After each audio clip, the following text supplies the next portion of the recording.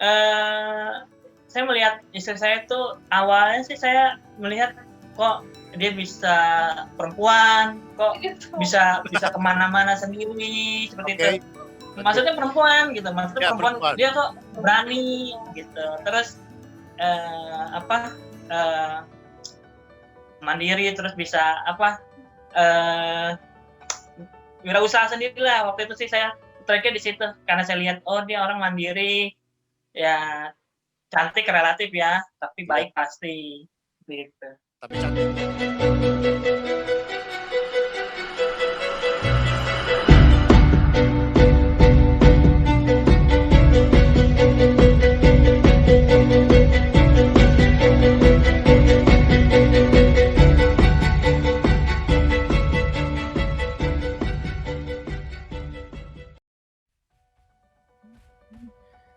Sahabat disabilitas, jumpa lagi bersama Ritson Manyonyo. Saya berdoa kita yang menyaksikan tayangan ini selalu dalam keadaan sehat, penuh kebahagiaan dan keceriaan di tempat kita masing-masing. Bahwa kepada para sahabat disabilitas yang belum subscribe, like, share, and comment, serta menyalakan lonceng notifikasinya untuk segera melakukannya karena atas dukungan para sahabat disabilitas channel ini akan berkembang dan banyak menghadirkan hal-hal yang bersifat motivasi, inspirasi, edukasi, berbagai informasi tentang seputaran dunia disabilitas. Dan kita bersyukur bahwa malam ini kita sudah kehadiran tamu spesial yang akan mewarnai pembicaraan kita pada tayangan kali ini, dan apa yang akan mereka sampaikan saya percaya akan memberikan banyak semangat, wacana baru, perspektif baru kepada kita sekalian, dan akhirnya kita dapat saling dikuatkan oleh kesaksian hidup kedua sahabat saya yang sangat super ini. Baik, tanpa berlama-lama lagi, bahwa pada kali ini tamu kita adalah seorang tunanetra, satu keluarga, satu pasangan, dua-duanya tunanetra. Bagaimana mereka menjalani kehidupan sehari-harinya, bagaimana istrinya mempersiapkan makanan, menyetrika, bagaimana suami mencari nafkah, berjuang, dan success story yang di balik belakang kehidupan mereka itu apa. Nah, kita akan mendatangi mereka. Baik, saya menyapa mereka. Salam jumpa dan assalamualaikum Bang Firman. Salam. Ya, assalamualaikum Puana. Salam Pak Sony. Ya, gimana kabar Bang Firman? Alhamdulillah baik Pak Ritson. Semangat ya. Puana kabar baik? Alhamdulillah kabar saya baik Pak. Alhamdulillah. Lagi ceria nih kayaknya ya. Baik, penonton kita ingin mendengarkan, mereka ingin mengikuti siapa dan apa Bang Firman dan Pohana. Mungkin secara singkat Bang Firman bisa cerita dulu tentang profil pribadi, dan selanjutnya disambung oleh Pohana mengapa menjadi tunanetra, kemudian karena apa, dari keluarga mana, domisili di mana, dan seterusnya. Saya persilakan Bang Firman. Ya, selamat malam kawan-kawan semua. Terutama untuk sobat Ritson semua. Ya, saya adalah seorang disabilitas netra, kategorinya low vision, seperti itu. Nah,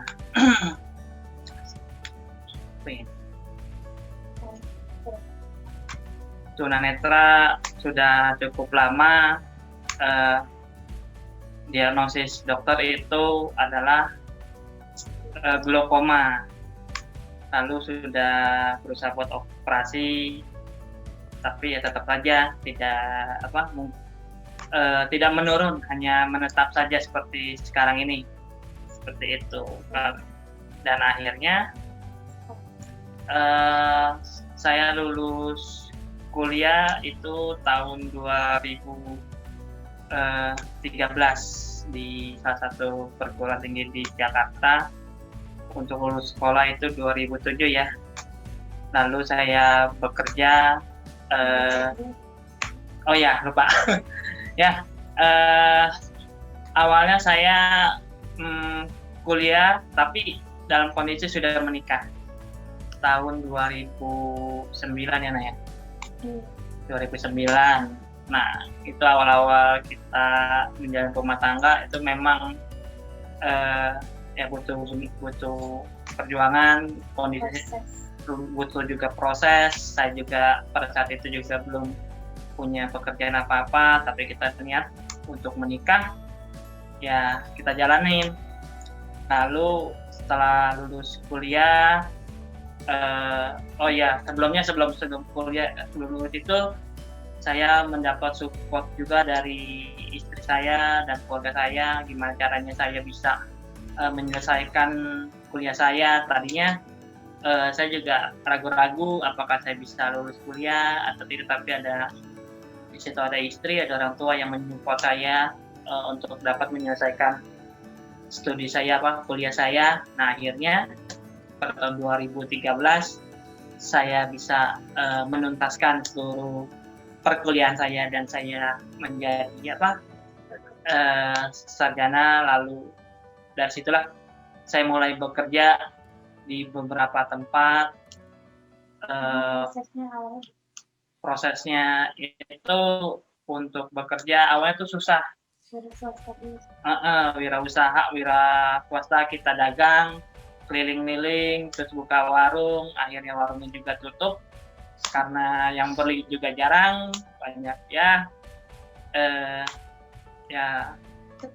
Proses lah itu seperti itu. Lalu saya mulai diterima di satu lembaga sosial di Jakarta Pusat. Dari situ saya mulai belajar untuk bekerja. Setelah itu saya juga bekerja sebelumnya saya bekerja di Blend Cafe. Di Blend Cafe itu di mall mana? Di Kalibata City, namanya Blend Cafe. Nah itu saya mulai bekerja di situ. Setelah itu baru proses. Nah saya mulai melamar. Akhirnya saya diterima di salah satu bank swasta di Jakarta untuk menjadi telemarketing. Seperti itu. Nah terakhir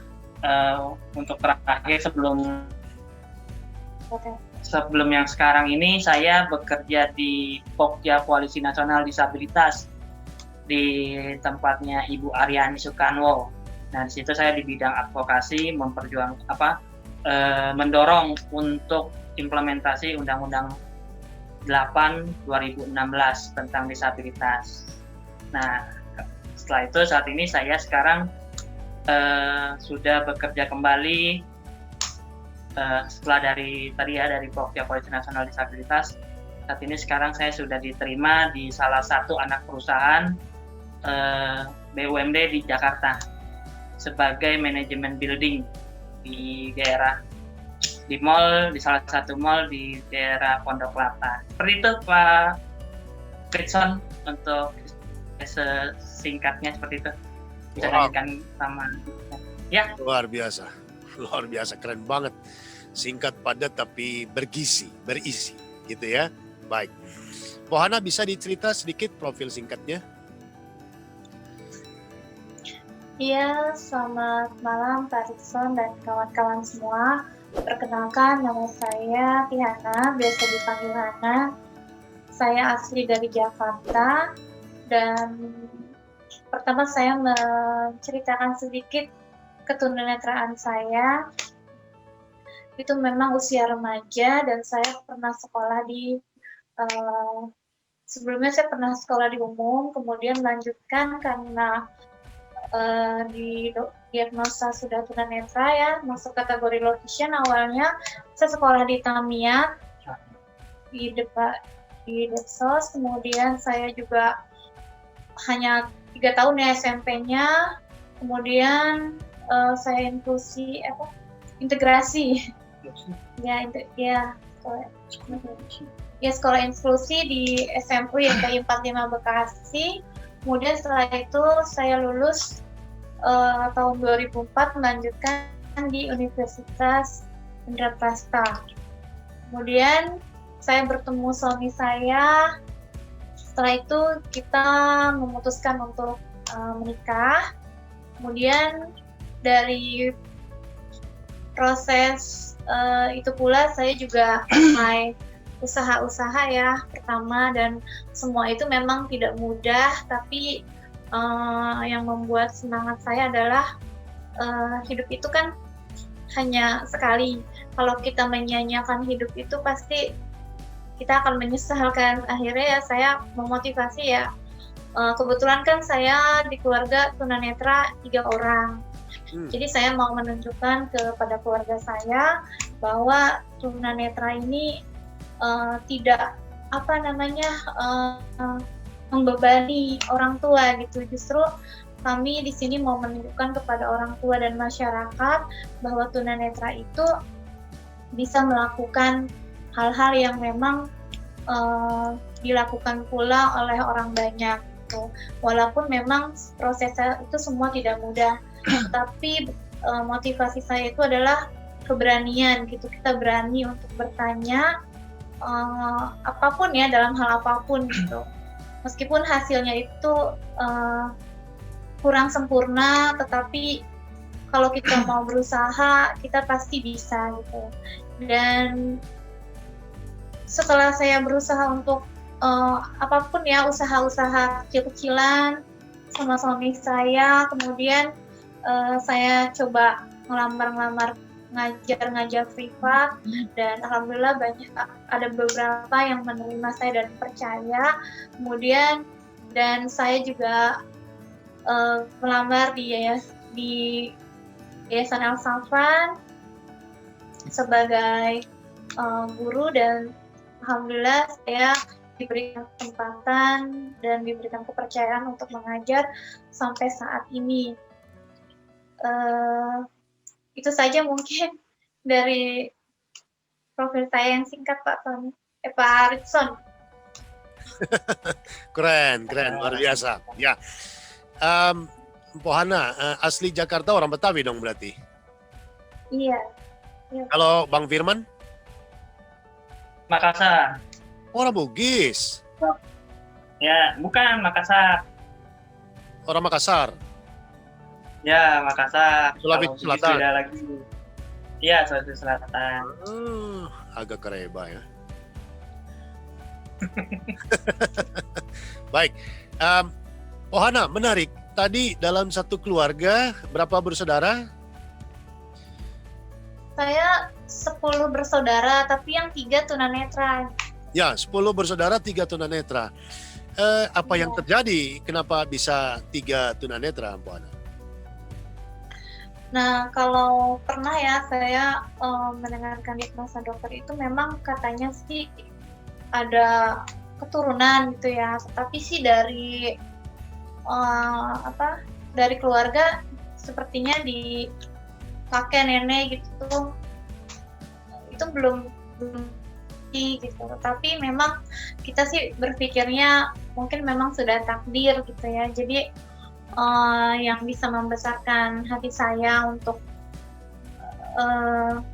belajar gitu ya, itu pertama juga dari mungkin keadaan ya membuat saya tuh ingin belajar dan mau menunjukkan kepada orang tua, dan alhamdulillah pada saat itu juga orang tua saya, ibu saya tuh sangat mendukung gitu.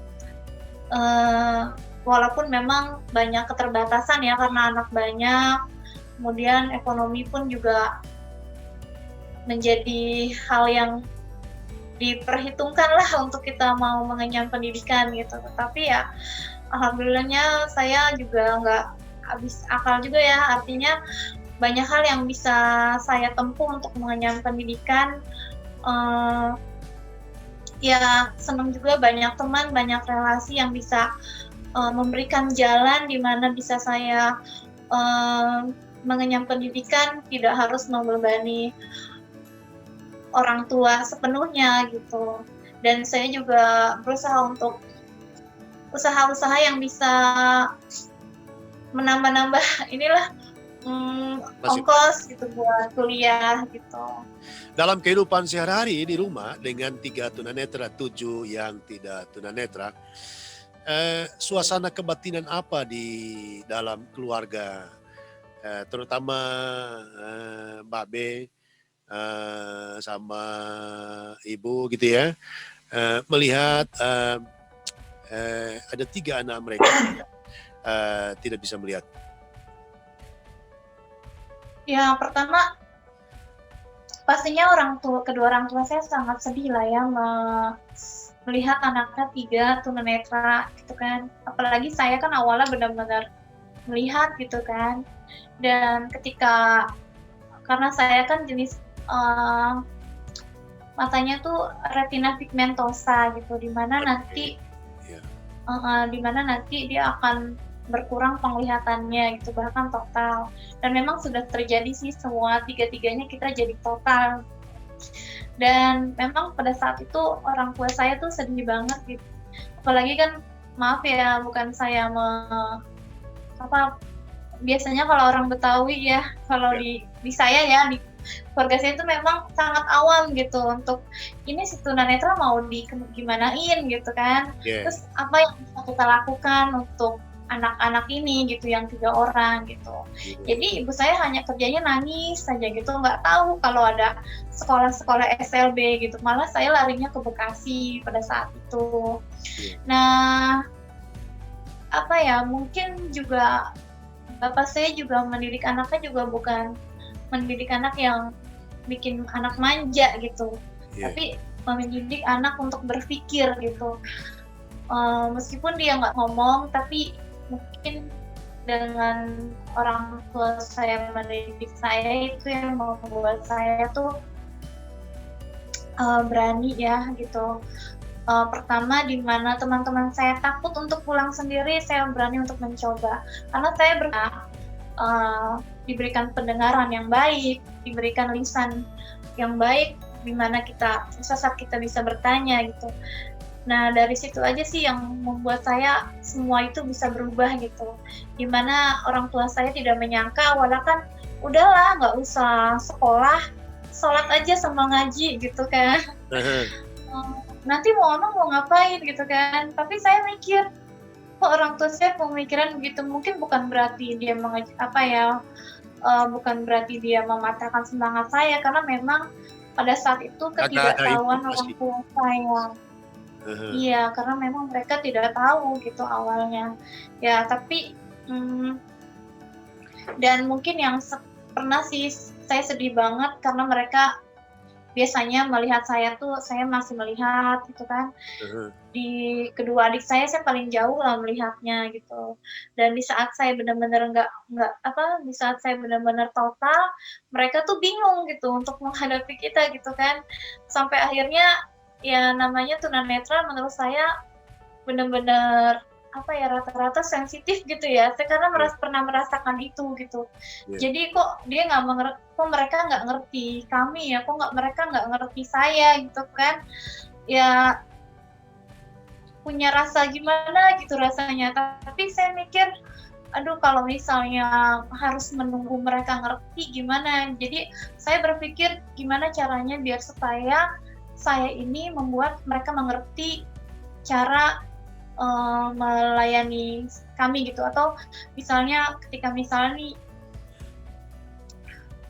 banyak hal ya, misalnya dalam misalnya gini, contoh ketika namanya orang tidak melihat terus jalan gitu kan suka mungkin adik saya gitu ya, rada bukan malu atau gimana gitu ya, tapi saya berusaha untuk membuat adik saya dan kakak saya biar jalan sama saya tuh biar nggak malu tuh gimana gitu. Awalnya sih begitu ya, karena waktu itu semuanya masih remaja, tapi lambat laun sih mereka ya alhamdulillah gitu. Dan itu pun semua juga saya yang berusaha untuk menyesuaikan gitu sih.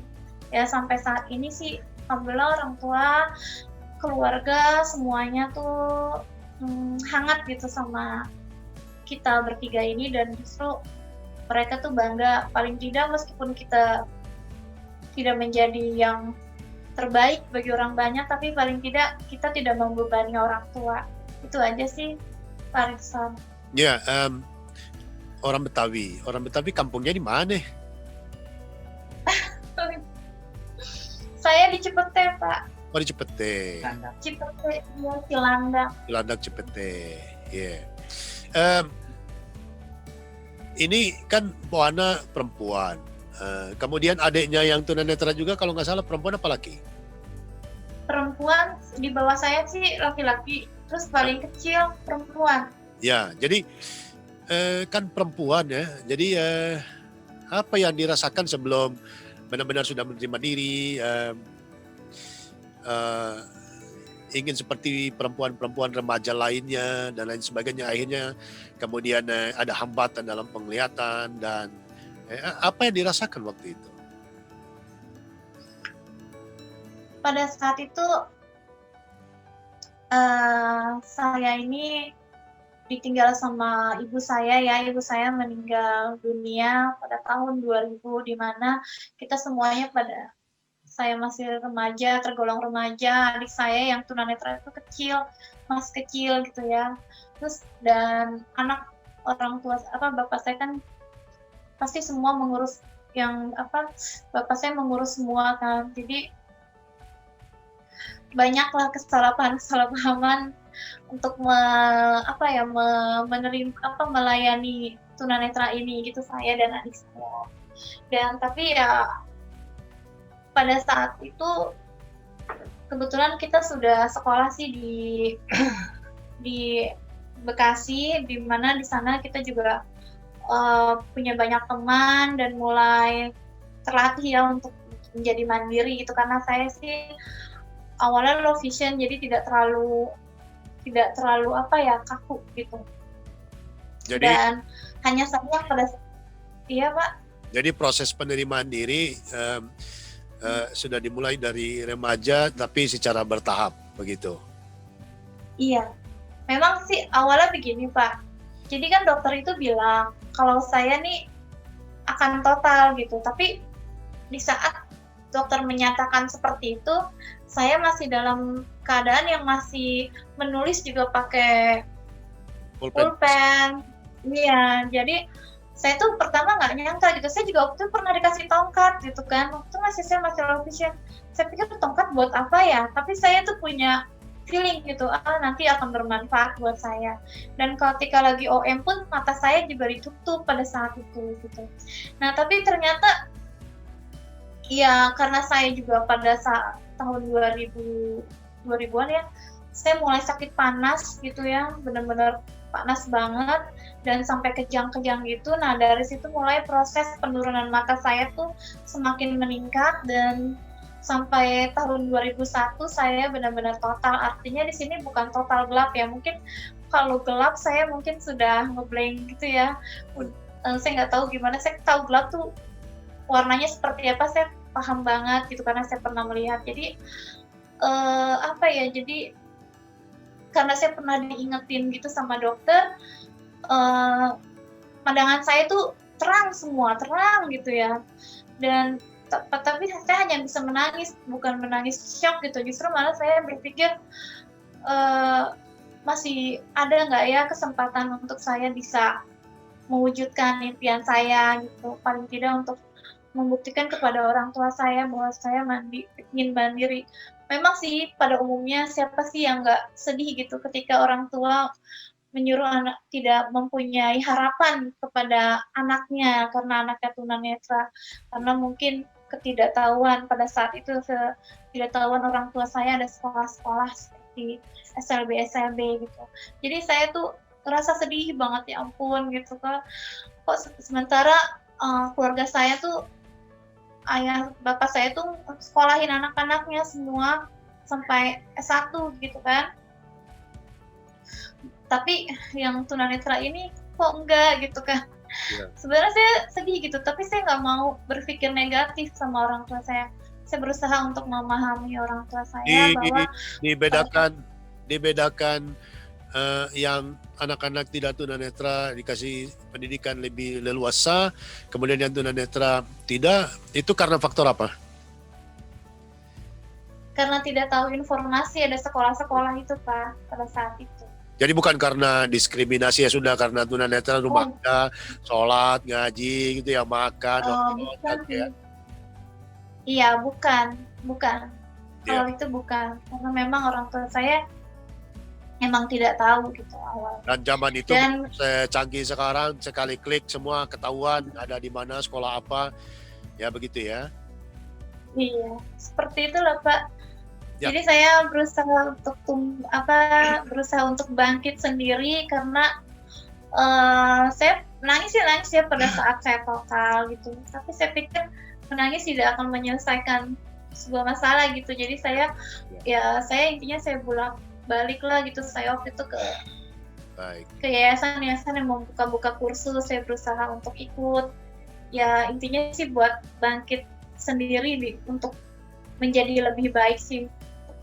Bagaimana penerimaan atau pandangan tetangga atau keluarga besar dari pihak Mbak Abe dan Ibu terhadap melihat kondisi keluarga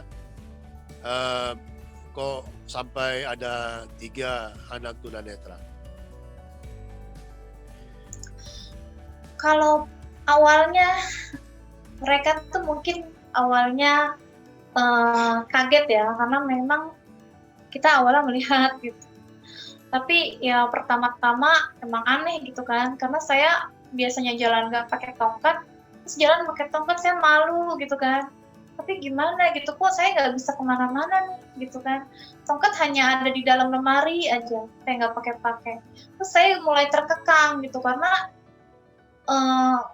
biasanya gitu kan main sama teman gitu, tapi ini harus minta kemana-mana, minta dianterin gitu kan sama kakak. Terus ternyata kakak sama adik tuh selalu tidak ada untuk kita gitu, nggak selamanya mereka ada buat kita gitu. Nah dari situlah saya berpikir gimana ya caranya biar supaya tuh saya tidak mau merepotkan mereka gitu. Nah dari situ mulai tumbuh keberanian gitu ya. Mungkin karena keadaan lah ya membuat saya jadi percaya diri pertama untuk pergi pulang sendiri gitu ya. Karena saya mikir oh iya ya nggak selamanya ternyata orang tua saya selalu ada buat saya. Nggak Bisa selamanya kakak dan karena adik. ya bisa karena terbiasa dan bisa karena terpaksa ya. Iya, tapi saya bersyukur dengan keadaan itu. Ya. Mungkin kalau saya tidak menghadapi keadaan itu, mungkin saya nggak bisa jadi yang sekarang gitu. Baik. Bisa berumah tangga, bisa ngurus suami, bisa ya intinya buat kemandirian lah untuk sehari-harinya. Baik. Bang Firman, tadi penyakit matanya glaukoma. Penyakit mata glaukoma ini bisa dijelaskan sedikit apa penyebabnya, apakah masih bisa disembuhkan atau karena keturunan atau karena apa? Ya, kalau glaukoma itu biasa karena benturan, bisa seperti itu. Karena dulu juga saya pernah jatuh ya, kecelakaan. Akhirnya ya mungkin dari faktor itu, benturan tersebut yang menyebabkan adanya glaukoma di mata saya. Jadi ada selaput yang sarafnya itu dari dalam mata itu keluar cairan kan. Yeah. Karena glaukoma itu akhirnya menekan saraf mata. Ya hasilnya sampai sekarang ini ya alhamdulillah untuk saat ini masih bisa melihat, belum ada penurunan seperti itu, Bang Rizwan. Iya, berapa bersaudara dan apakah hanya Bang Firman yang mengalami ketunanetraan? Saya saja Bang Rizwan. Saya 7 bersaudara, yang tunanetra hanya saya saja. Yaitu mungkin faktor kecelakaan itu yang menyebabkan jadi faktor penyebab ketunanetraan saya karena glaukomanya itu. Orang tua dan keluarga apakah telah menerima, mendukung atau ada yang ya biasa aja, bagaimana? Ya tadinya juga awalnya sih nggak menerima juga karena gimana nih, bingung gitu kan, ntar ke depannya seperti apa. Tapi berjalan dengan seiringnya waktu, saya berusaha buat nunjukin, ini loh saya bisa loh, meskipun dengan kondisi mata yang seperti ini saya bisa berkarya, saya bisa meluluskan kuliah saya. Dan sampai saat ini ya pada akhirnya mereka menerima kondisi saya seperti ini, karena mereka melihat sendiri, oh ternyata anak saya bisa, oh abang saya bisa, oh adik saya bisa menjalankan kehidupan sehari-harinya tanpa harus membebani keluarga. Seperti itu Bang Ripsan. Keluarga masih di Sulawesi Selatan atau memang ada di Jakarta? Di Jakarta Bang Ripsan, Oh, di daerah Jakarta. Tangerang. Oh, dari Tangerang. Dan kuliah di kampus mana, jurusan apa? Ya, waktu itu saya kuliah di Universitas Muhammadiyah Jakarta untuk jurusannya FISIP, Kesos, Kesejahteraan Sosial, Kesejahteraan Sosial. angkatan 2007. Ya, baik. Dan melihat kenyataannya sekarang, kemudian saya ingin tahu kapan penerimaan diri secara full terhadap Bang Firman bahwa saya benar-benar sudah tunanetra dan menerima ini semua.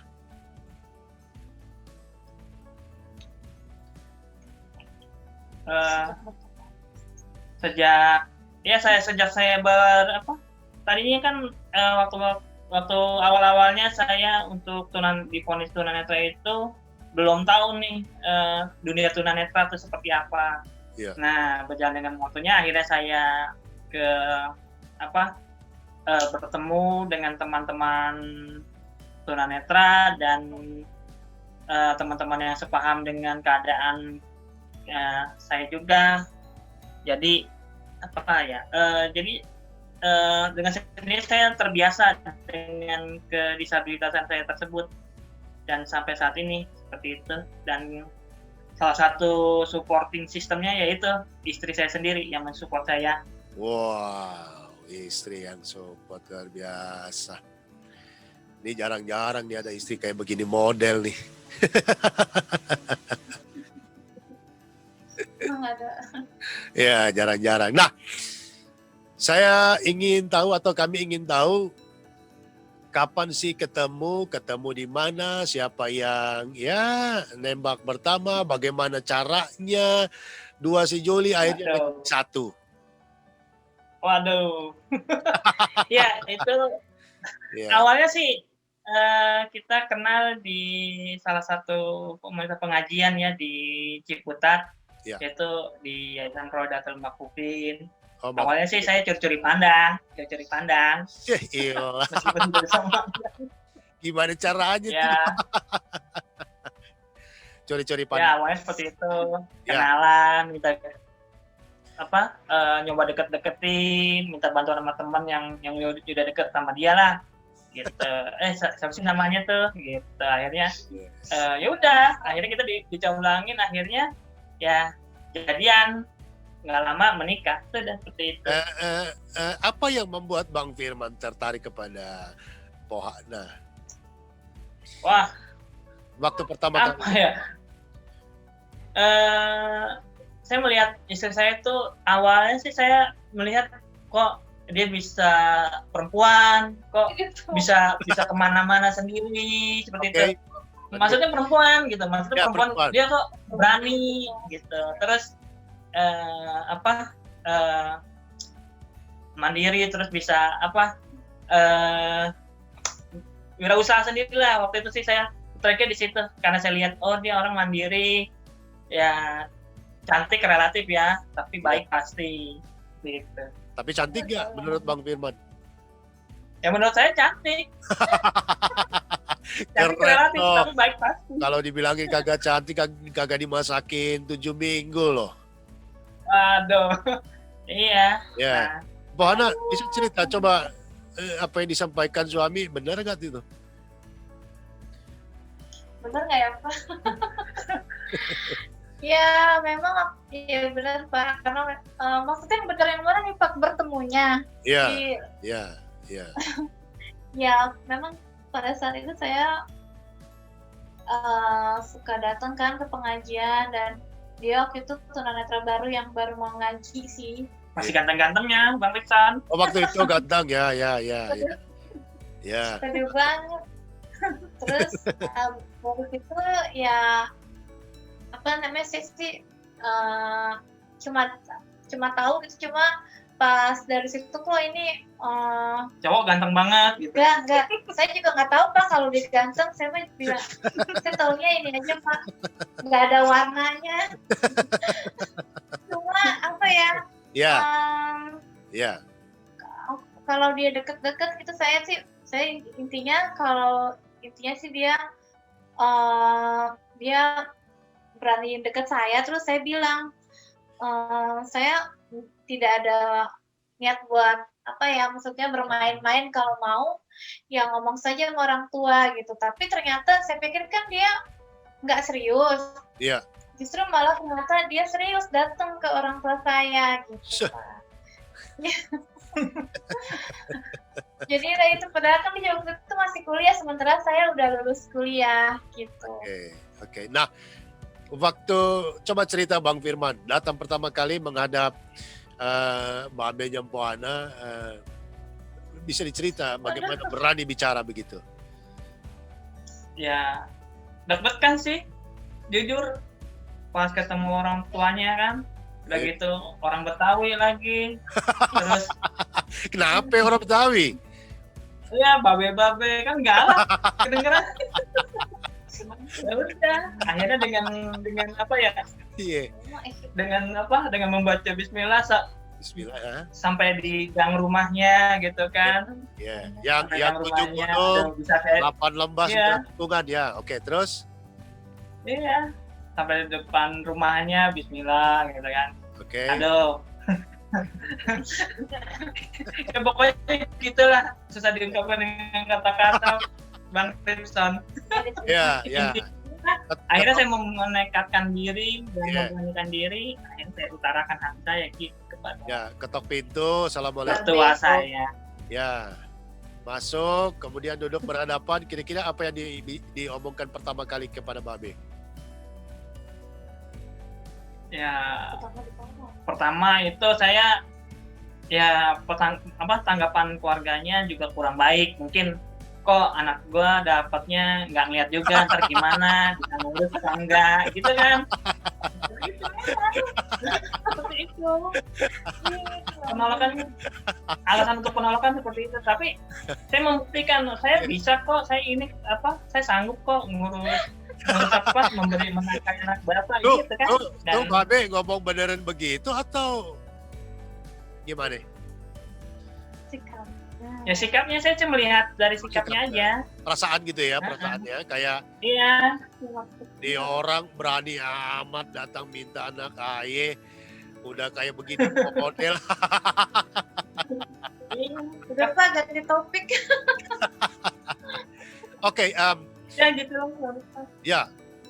Oke, setelah itu diterima, diiyakan dan kemudian disepakati. Pohana,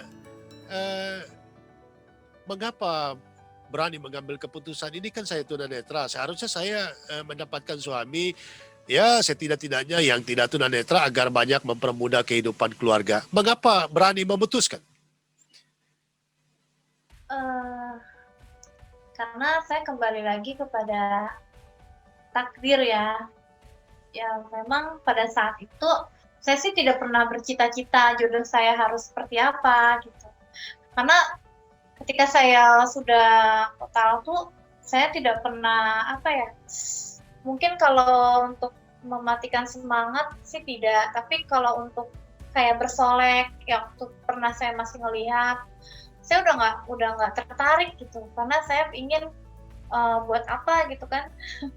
Jadi maksudnya jadi saya nggak tertarik untuk bersolek gitu yang seperti remaja-remaja pada umumnya gitu. Saya berpikir saya ingin kalau waktu pas saya ngeliat kan saya tahu nih kalau cowok tuh yang yang keren gimana gitu kan, yang biasa gimana kan pada saat itu gitu. Tapi kan setelah saya nggak ngelihat, saya nggak bisa melihat orang tuh dari wajah gitu. Saya Ya, harus dari melihat orang tuh penampilan. dari hati gitu kan. Ya, Jadi saya berharap juga ketika orang melihat saya itu bukan dari wajah saya, tetapi mungkin ya, dari sesuatu hal yang lain yang bisa dilihat dengan sisi positif gitu. Jadi saya juga heran sih, kan dia melihat gitu kan. ya. Wajahnya sih nggak tahu ya, cakep apa jelek saya nggak tahu. Cuma Yang penting bernapas aja gitu ya, manusia gitu ya. Nggak peduli. ya intinya saya juga heran kenapa kan saya banyak kekurangannya gitu loh. Iya, Dia masih bisa iya. cari yang lebih dari saya gitu kan. Oh, oke. Kenapa mesti saya gitu kan pada Iya. saat itu. Terus ya saya sih ngebuktiin ya inilah saya gitu. Dengan adanya saya seperti ini ya banyak kekurangannya gitu kan. Kalau ya intinya ya ternyata kan dia serius gitu kan. Pertama sih nggak percaya, ternyata saya tantangin mana lebih serius lagi. Ya udah sih alhamdulillahnya ya sampai hari ini, sampai detik pernikahan ini proses yang sangat panjang ya. Mungkin belum ada apa-apa, cuma sampai hari ini kita masih bersama dan mudah-mudahan sampai maut yang memisahkan, amin. Amin. Amin. Amin. Ini curhat Seperti seorang itu, wanita loh, seorang ibu, seorang istri. Ya, Bang Firman, masih ingat nggak tanggal berapa waktu akad nikah dilangsungkan? Tanggal berapa? Tanggal 7 Agustus. Dalam, dalam. 7 Ramadan. 7 Iya. September, 17 Ramadan. Iya, 17 Ramadan. Bulannya September September Ya, itu. 2000. 2009. Ini bahaya kalau lupa tanggal akad nikah nih. Emang Baik, saya sangat terkagum-kagum terhadap kehidupan Bang Firman dan Pohana dalam keadaan mengalami hambatan penglihatan, terus merajut asa, merangkak, memelihara, memperkuat rumah tangga dan keluarga. Usaha-usaha apa saja tadi yang pernah dilakukan untuk menambah kehidupan ekonomi?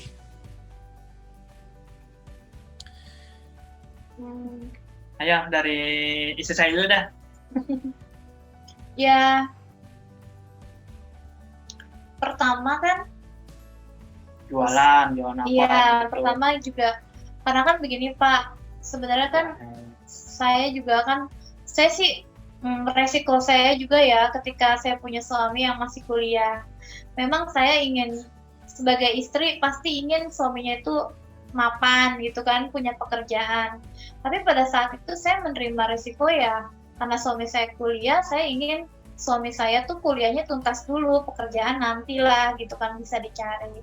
Ya. Tapi kan dengan kuliah dia punya sampingan, bisa jualan-jualan gitu, usaha-usaha lah kecil-kecilan. Pada saat itu kita ke warung kecil-kecilan, apa aja sih gitu. Dan saya hanya memberikan motivasi dia kalau saya tidak mau mengganggu kuliahnya dia, karena kalau dia udah berkecimpung di dunia kerja dalam keadaan kuliah pasti kuliahnya nggak fokus gitu. Jadi saya mau dia biar kuliahnya fokus, dan setelah selesai kan dia mau bekerja dimanapun bisa, dan alhamdulillah ternyata semua itu realisasikan ya. Gitu. Ya, waktu itu usaha-usaha apa saja yang coba dirintis oleh Pohana? Ya. Awalnya saya buat jahe instan tuh. Buat jahe instan. dibuat sendiri Iya. atau Buat sendiri. dibuat sendiri? Oke. Awalnya buat sendiri. Jadi saya buat sendiri, saya lumayan juga ya waktu itu sempet 7 tahun atau berapa tahun gitu berjalan. Iya. Tapi kan semakin lama saya tuh berpikir gini, karena kan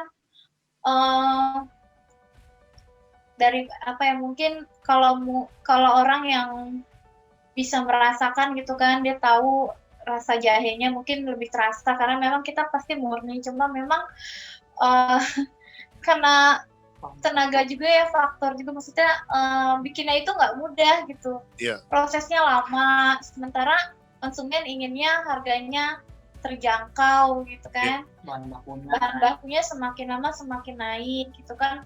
Pada saat itu juga saya belum bisa memahami manajemen bisnis tuh dalam pemasaran tuh seperti apa, saya masih belum mengerti gitu. Akhirnya saya memutuskan untuk apa namanya, di off dulu lah gitu. Nanti untuk kedepannya baru bisa dipikirkan kembali gitu. Ya, Bang Firman, tadi katanya buka warung, kemudian tutup warung. Kenapa? Selain daripada pembelinya kurang. Ya itu karena apa? Akhirnya kan kita buka warung, terus melihat kok lama-lama sepi gitu, katanya tetap mau terus buka warung, tapi di pertengahan alhamdulillahnya saya mendapat tawaran untuk mengajar komputer bicara di salah satu lembaga di daerah Kunciran, Tangerang ya. Iya. Seperti itu Bang Guston. Akhirnya nggak kepegang nih warungnya, nggak kepegang nih. Ya udah akhirnya warung ditutup, fokus di situ ngajar seperti itu. Selama jualan di warung pernah ada pengalaman pembeli misalnya harusnya bayar 50.000 tapi ternyata uangnya 5.000 dikasih. Ada nggak? Enggak, kalau saya kan masih bisa terlihat, cuman karena saking kepedenya saya, orang ngasihnya 10.000, saya kembalinya 20.000. Alhamdulillah.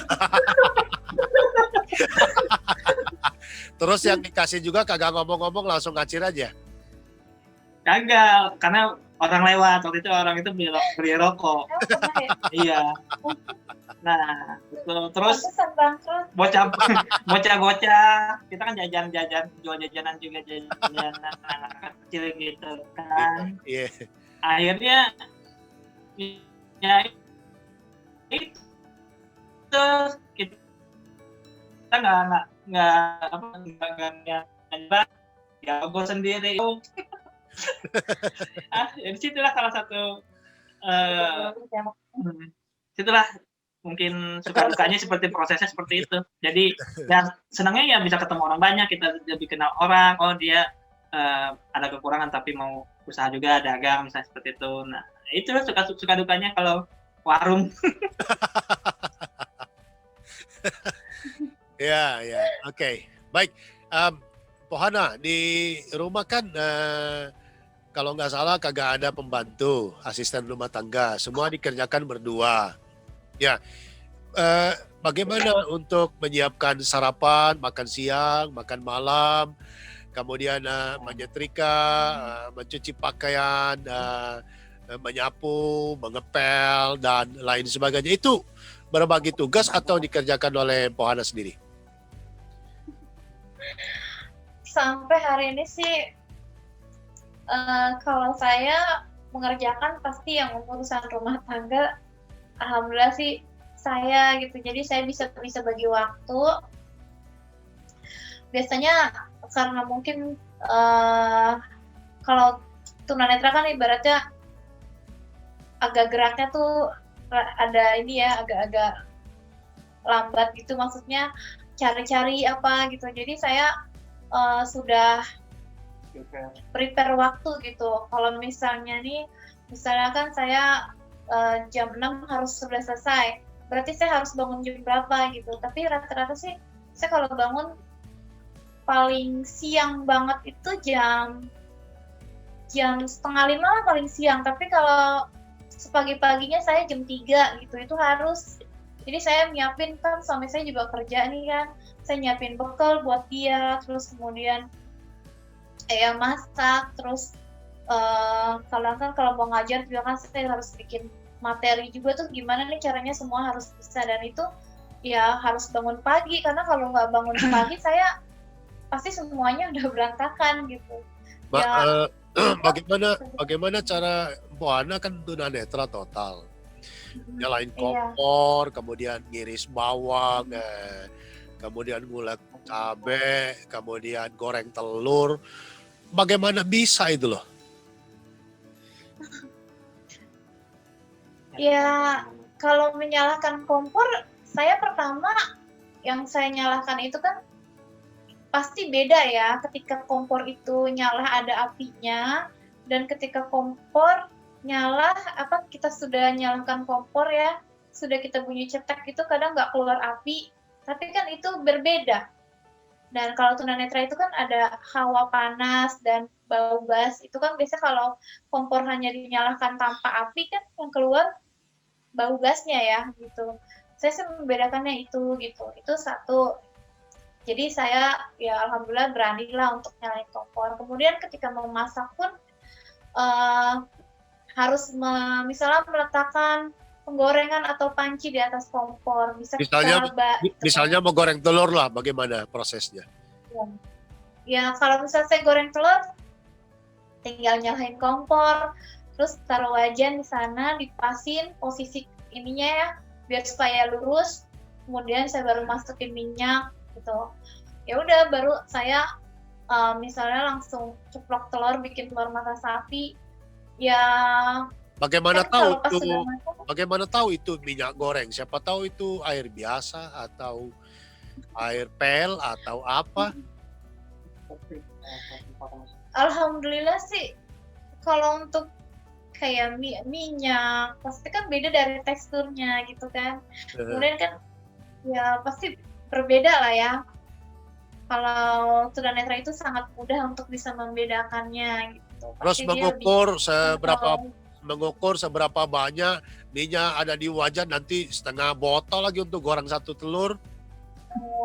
Mungkin karena udah biasa ya, jadi tanpa saya takar pun saya udah tahu bagaimana itu minyak keluar banyak atau sedikit gitu. Karena kan saya emang kalau lagi masak tuh harus ke dalam keadaan yang benar-benar nggak berisik gitu. Karena kalau berisik itu kan kalau kompor nyala itu kan saya nggak dengar ya api keluar atau enggak. Jadi makanya saya paling cerewet kalau lagi masak. Jadi nyala api didengerin gitu ya? Iya, kadang sama masak. Iya kan, iya Pak. Jadi kalau apinya besar, apinya kecil itu kan kedengeran suara gitu. Iya, jadi kan kita tahu kan kadang kalau misalnya apinya kedengeran bisa terlihat. Belum pernah kebakar telinganya?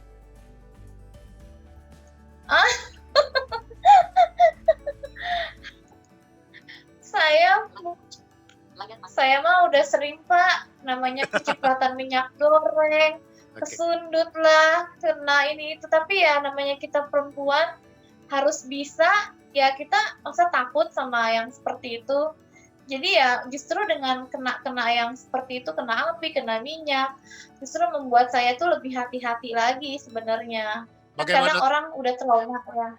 Bagaimana tahu telur itu sudah matang harus dibalik? Kan kalau orang melihat kan dia lihat keadaan teksturnya sudah harus dibalik. Ini Mpok Ana gimana tahu? Kalau saya biasanya saya punya ini mengira-ngira aja sih Pak. Jadi bisa kalau misalnya saya tahu nih waktunya dia harus dibalik, saya akan balik gitu. Dan itu betul. Jadi saya belum pernah bermain sama itu Pak, namanya sodet ya gitu. Sodet. Jadi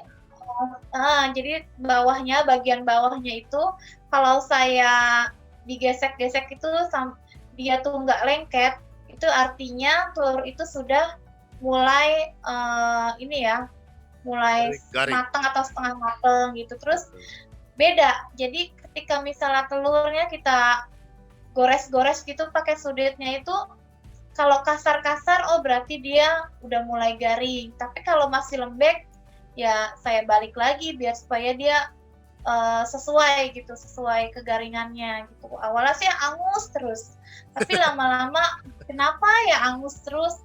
Ya ternyata tuh dari baunya gitu, dari aromanya tuh berbeda, bau angus sama bau sudah mateng gitu. Terus ini kok kegaringan ya, berarti saya terlalu lama. Jadi sih intinya bermain sama api, bermain waktu, sama pinter-pinter aja membedakan aroma sudah matang sama aroma yang yang bener-bener gosong itu pasti beda gitu. Jadi sih Bagaimana itu yang bagaimana membedakan gula, garam, bumbu-bumbu sekalian itu? beda. Semuanya itu mudah sekali untuk tunanetra. Karena awalnya ketika saya melihat juga waktu itu kan pernah low vision, mereka bisa ya membedakan baju. Padahal satu jemuran itu mereka dicampur gitu. Iya. Saya aja nggak bisa ngebedain. Ternyata mereka bisa tahu baju mereka masing-masing. Dan ternyata saya merasakan itu semua gitu. Ketika saya tunanetra, saya bisa merasakan meskipun baju saya dicampur sama yang lain, saya pasti bisa nemuin baju saya meskipun baju seragam meskipun seragamnya sama ya, tapi pasti ada bedanya. Karena kita tahu kan, kita yang sering pakai baju, kita yang sudah cuci baju itu, yang nyetrika baju itu, pasti kita tahu bedanya. Ya begitu juga dengan bumbu-bumbuan. Bumbu-bumbu itu bisa mudah dikenali ya. Pertama dari rempah-rempah, kemudian dari gula, garam. Itu pasti beda teksturnya. Kalau gula tuh kan kasar ya, tapi kalau garam itu lebih lembut gitu. Itu sih Kalau ya Pak yang namanya. Bang Firman, kalau ada pipa bocor, atap, genteng bocor, atau itu yang mau ganti bola lampu, colokan rusak, yang ganti siapa Bang Firman? Ini dia Pak. Ya biasanya kalau yang masih muda-muda kayak seperti masang lampu, ganti bohlam atau kabel putus atau gimana, itu masih saya ngerjakan. Tapi kalau genteng bocor, pipa bocor, saya serahkan kepada ahlinya, yaitu tukang. Saya kira ikut naik di atas, aduh. Yang ada punya rapi itu bocor, gentengnya pada turun semua. Ya. Oke. Bang Firman, mumpung ini kita akan memperingati Hari Disabilitas Internasional. Tadi Bang Firman menyampaikan bahwa pernah di Pokja Komisi Nasional Disabilitas dan di bidang advokasi terutama untuk realisasi Undang-Undang Nomor 8 Tahun 2016. Apa yang Bang Firman poinnya yang mau disampaikan tentang itu yang sedang dan masih dan terus diperjuangkan soal itu? Ya, jadi terkait dengan Undang-Undang 8 2016 itu tentang disabilitas,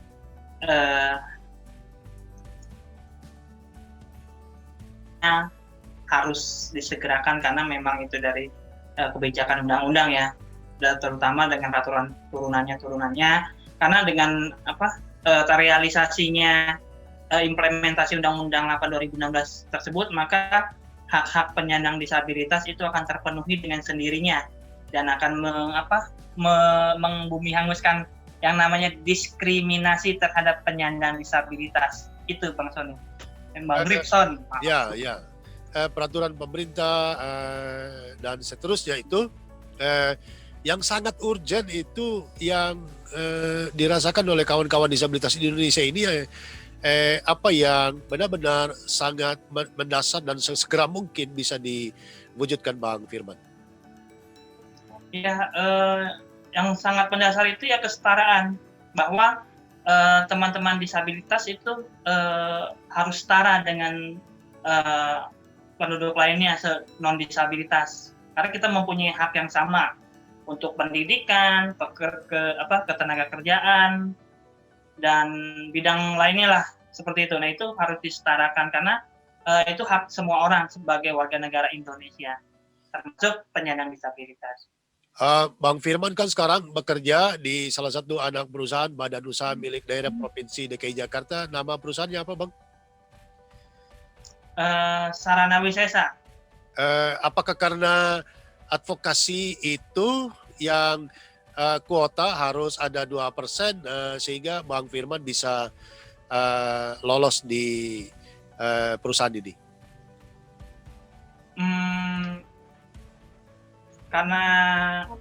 memang ada peluang, jadi saya mencoba seperti itu. Ya, Kalau misalnya untuk kuota 2% dari sekian, saya rasa sih belum ya. seperti itu, belum. Tapi Karena kan tetap diperjuangkan. iya, karena itu memang tujuan kita di Koalisi Nasional Disabilitas itu untuk memperjuangkan hak-hak penyandang disabilitas sesuai dengan implementasi Undang-Undang 8 tersebut, baik ketenagakerjaan, pendidikan, termasuk beribadah juga. Karena kan sekarang untuk beribadah itu baik tunanetra atau tunarungu sudah bisa difasilitasi, misalnya dengan audio yang jelas, terus dengan penterjemah bahasa isyarat. Nah, seperti itu Bang Ripson. Di tempat bekerja, penerimaan Bang Firman sebagai satu-satunya disabilitas di sana, kalau saya tidak salah, bagaimana? Ya, alhamdulillah teman-teman aware kepada saya sebagai disabilitas di sana, ya banyak teman-teman yang membantu. Dan tidak ada perbedaan ketika saya bekerja di situ. Intinya teman-teman mau bantulah seperti itu kepada saya. Jadi ketika saya butuh, saya butuh ini, mereka membantu seperti itu. Tergantung kitanya sih, kita mau ngomong apa enggak kepada mereka, kita butuhnya apa. Nah, pasti mereka memberikan bantuan mereka seperti itu. Ya. Atau ada kesulitan kerjaan, saya nanya, nah saya bertanya, mereka jawab, seperti ini, seharusnya seperti ini. Karena kan saya juga bekerja tidak seperti teman-teman yang lainnya. Itu saya bekerja dengan komputer bicara, saya mampunya ini, saya bisanya ini. Nah, mereka memberikan job kerjaan saya ya seperti itu, sesuai dengan kapasiti saya sebagai disabilitas netra. Jadi ada keterbukaan, ada komunikasi, ada trust, kepercayaan, sehingga semuanya dapat berkolaborasi dan menghasilkan satu teamwork yang kuat. Begitu Bang Firman ya? Ya, dan awalnya pun mereka juga ragu-ragu nih, bisa nggak sih bekerja atau gimana. Nah, saya berusaha untuk menunjukkan ini loh, bahwa saya tuh bisa. Saya nggak bisa bukannya bekerja bukan untuk merepotkan, tapi saya bekerja di situ memang tujuan saya untuk melakukan hal yang terbaik lah untuk perusahaan. Nah, akhirnya mereka pada saat ini ya sudah mulai terbuka. Oh iya bisa. Dengan kita membuktikan sendiri, mereka melihat ternyata bisa bekerja seperti ini. Ya, Pohana sebagai sarjana bimbingan. Itu Bang Risa. Ya, Pohana sebagai sarjana bimbingan konseling, kalau saya tidak salah, apa yang Ibu Hana akan sampaikan kepada perempuan tunanetra yang mungkin di luar sana saat ini sedang ragu-ragu, sedang takut, sedang galau, risau, resah karena tidak berani melangkah untuk menikah bersama pasangannya yang juga sama-sama tunanetra? Apa yang Ibu Hana bisa sampaikan? Pertama yang saya bisa sampaikan untuk para wanita ya yang takut menikah karena memang banyak hal yang harus dilakukan ya, seperti ibu rumah tangga. Sebenarnya semua bisa itu karena kita mau pertama mencoba, kemudian berani ya. Jadi bisa itu bukan karena harus kita belajar, tetapi mungkin dengan keadaan lah yang membuat atau yang menuntut kita tuh harus bisa. Karena memang banyak sekali ibu rumah tangga muda yang memang awalnya mereka tidak bisa apa-apa ya, gitu. tidak bisa mandiri, mungkin dia terbiasa dilayani, tapi karena memang naluri kewanitaannya yang mengharuskan, saya adalah seorang istri gitu, dimana seorang istri ini harus bisa membuat suaminya bahagia dalam hal apapun gitu kan, mendampingi atau misalnya intinya melayani suami dalam segi apapun ya, pasti dengan kekuatan itu ya, dengan naluri itulah ya dia bisa melakukannya, itu pasti ya. Ini bukan sebuah teori gitu, tetapi mungkin semuanya para perempuan yang pastinya yang punya naluri keibuan ya, pastinya ketika dia menjadi seorang istri pasti ada keinginan untuk mencoba dimana yang awalnya dia tidak bisa pasti akan bisa. Iya. Dan sampai pun ketika mengurus anak pun yang tadinya nggak bisa jadi bisa, mungkin karena keadaan gitu yang membuat dia pasti seperti itu. Jadi tidak perlu dikhawatirkan, tidak perlu ditakuti, karena pernikahan itu adalah sebuah kebahagiaan. Jadi kalau tidak berani menikah, itu bukan alasan ya, hanya karena takut gitu. Tapi menikahlah, dan mungkin dengan menikah, para wanita akan menemukan kebahagiaan. Wow. Pastinya dengan laki-laki yang memang tepat ya. Bertanggung jawab. Luar biasa. Dengar-dengar nih Bang Firman bersyukur sudah memiliki rumah sendiri sekalipun masih dalam proses yang cukup lumayan panjang ke depan. Tetapi paling tidak sudah ada kepastian.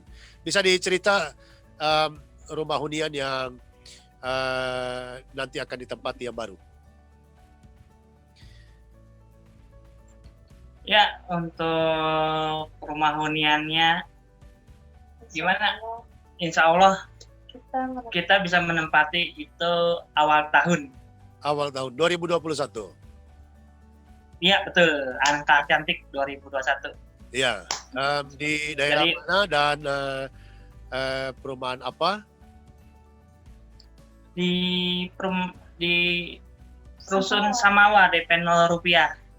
Rusun Samawa DP 0 rupiah yang menjadi program Pak Gubernur Pak Anies Baswedan. Betul. Alhamdulillah. Iya betul Pak Gubernur Pak Anies. Jadi salah satu programnya kebetulan kami juga waktu itu mengurus untuk cita-cita kami memiliki rumah sendiri tanpa menjadi kontraktor, kontrak habis nyetor gitu kan. Iya. Akhirnya kami gimana nih caranya nih? Iya. Ada peluang nih seperti tadinya kita nyarinya apa sih waktu itu Sewa. Rusunawa. Ya. Tapi ternyata rezekinya memang dapatnya rumah DP 0 rupiah. Akhirnya alhamdulillah dapat. Ini prosesnya susah, rumit, administrasinya atau lempeng-lempeng aja?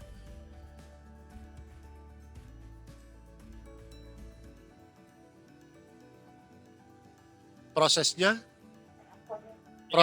susah, rumit, administrasinya, syarat-syaratnya atau lempeng-lempeng aja? Pertama sih prosesnya pasti rumit banget ya. Pasti itu rumit sekali yang saya rasakan gitu, dan nggak mudah gitu. Harus mengurus surat kesana kesini dan kelurahan. Tapi karena mungkin yang membuat kita sampai di titik ini adalah semangat gitu, karena memang nggak mudah sih yang buat ngurus berkas itu, nggak mudah ya, apalagi dan tidak dibedakan karena disabilitas. Iya, tidak. Saya sama sekali tidak masuk ke jalur-jalur disabilitas karena memang tidak ada gitu.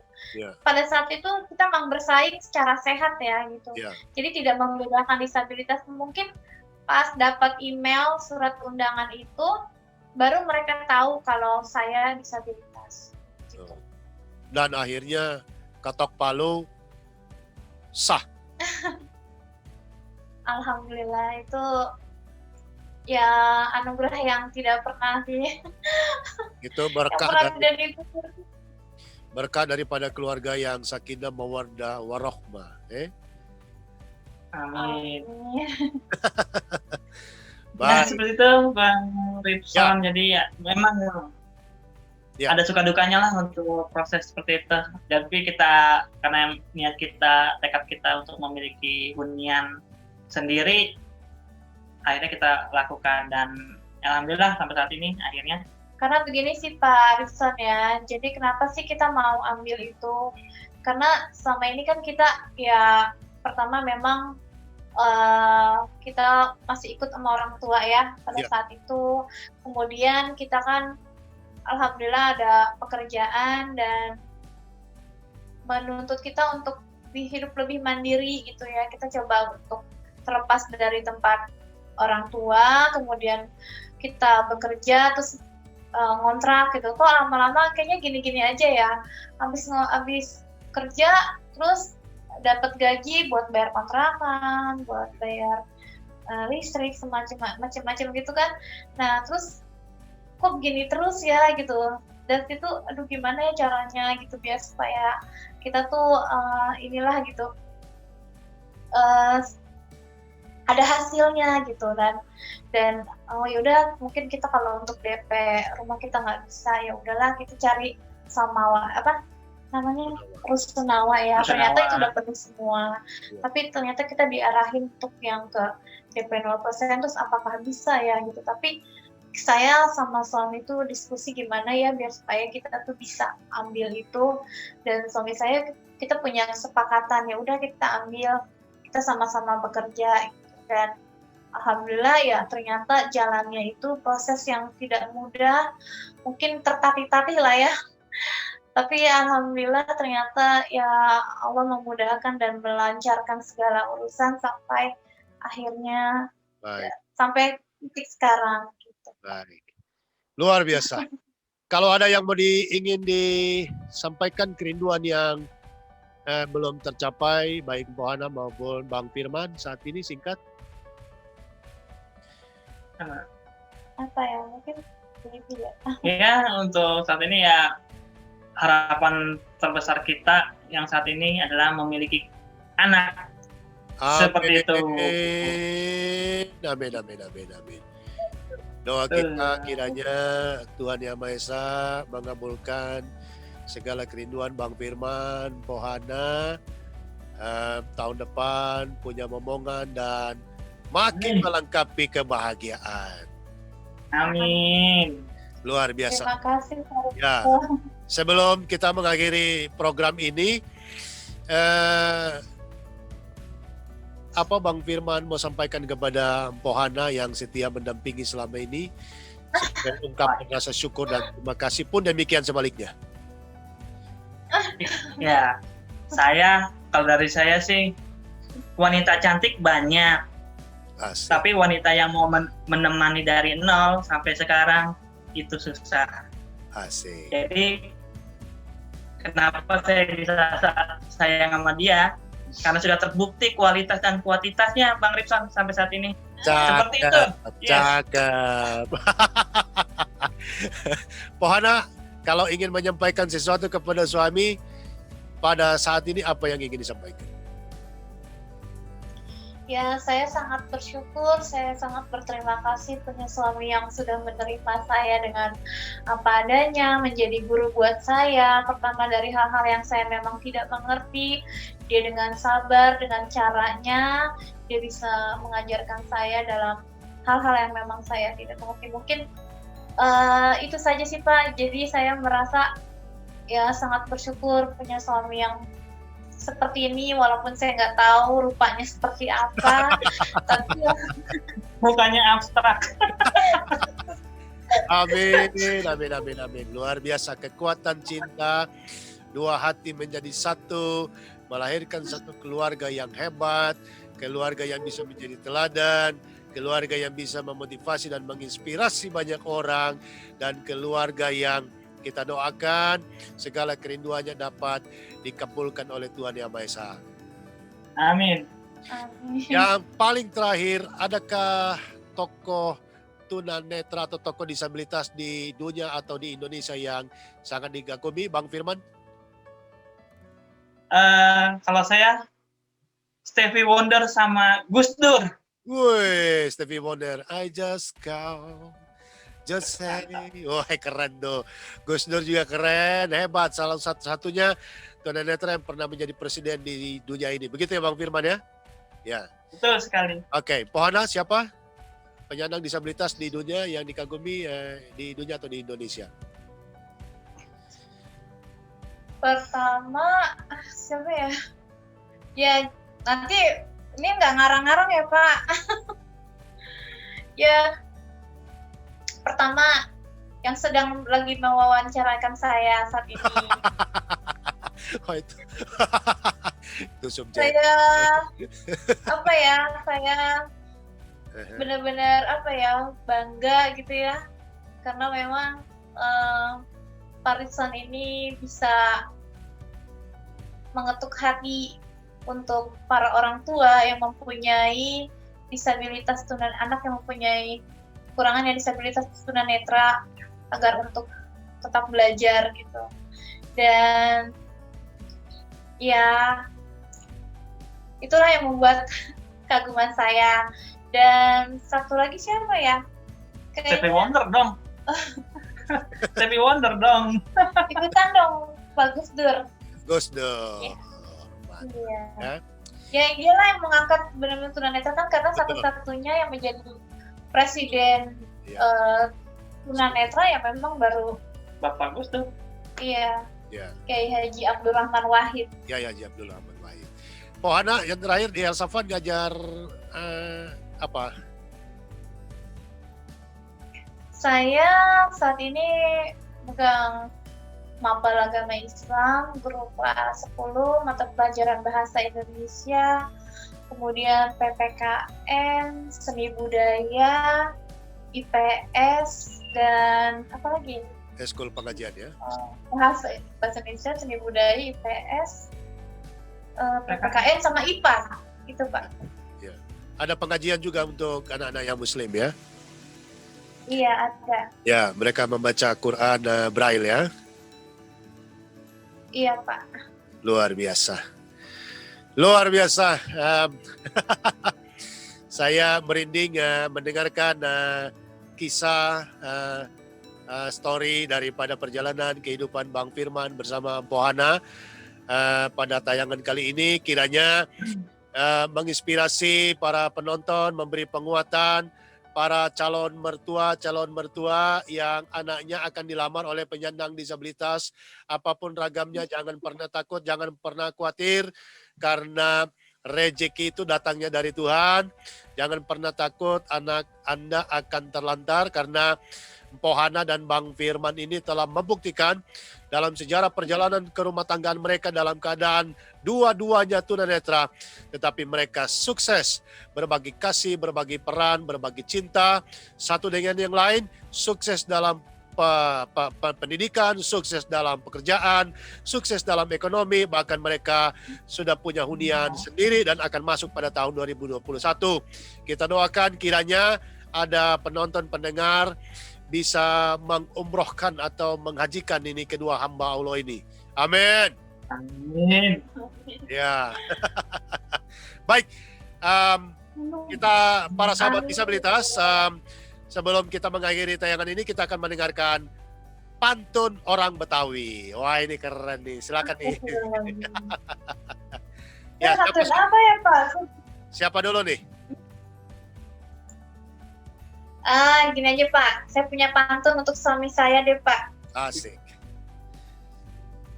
Bagaimana membelah nanas, ambil pisau dibelah dua. Cakep. Bagaimana hati tak panas, kalau suami saya jalan berdua. Yeay. Aduh, Balas. pendamping. Balas. Jalan berdua pendamping. Ya, balas. Balas, Bang. Satu titik 2 koma. 1.2. Istri cantik siapa yang punya? Cuma Pohana. Yang punya Bang Firman. Baik, terima kasih sekali lagi. Sahabat disabilitas, jangan lupa like, share, comment, and subscribe, serta nyalakan lonceng notifikasinya agar Anda terlebih dahulu yang mendapatkan tayangan-tayangan dari Ritson Manyonyo Channel yang sungguh menginspirasi kita sekalian. Sampai jumpa dalam tayangan selanjutnya. Salam sehat, jangan lupa pesan ibu, pakai masker, jaga jarak, jauhi kerumunan, dan cuci tangan selalu dengan menggunakan sabun di air yang mengalir. Salam resiliensi.